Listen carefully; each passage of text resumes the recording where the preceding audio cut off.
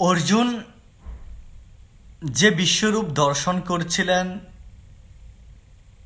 সেই বিশ্বরূপের সঠিক এবং সম্পূর্ণ বর্ণনা তো আমাদেরকে দেয়নি, কিন্তু যতটুকু আমাদেরকে বর্ণনা করেছেন তা আমরা যদি ভালোভাবে বোঝার চেষ্টা করি, বুঝতে পারি, তাহলে অবশ্যই আমরা জানব যে বিশ্বরূপের আকৃতি কেমন ছিল, বিশ্বরূপের রূপ কেমন ছিল, বিশ্বরূপে যে বহু বহু হাত ছিল, বাহু ছিল, মুখ ছিল, উদর ছিল, সেগুলো দেখতে কেমন ছিল।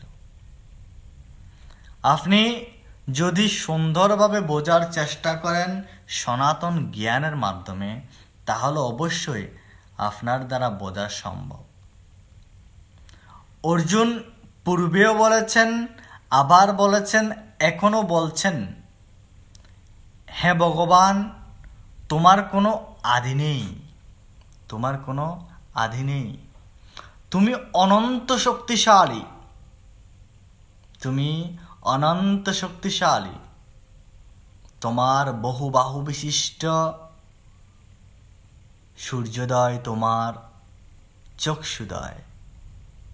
সূর্য এবং চন্দ্র সেই বিশ্বরূপের চক্ষু হিসেবে বর্তমান ছিল। গীতার 11 অধ্যায়ের 19 নম্বর শ্লোকে এই কথাগুলোই অর্জুন বলেছিলেন। শ্লোকটি হচ্ছে, তার আগে ভিডিওটি লাইক, কমেন্ট, শেয়ার করে দিবেন, সনাতন সমাজে ছড়িয়ে দেবেন। অনাদিমদ্যন্তম অনন্তবীর্যম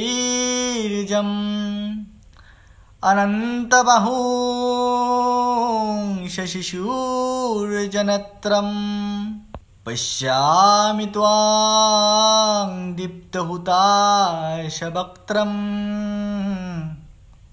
সতেজসা বিশ্বমিদং তপন্তম।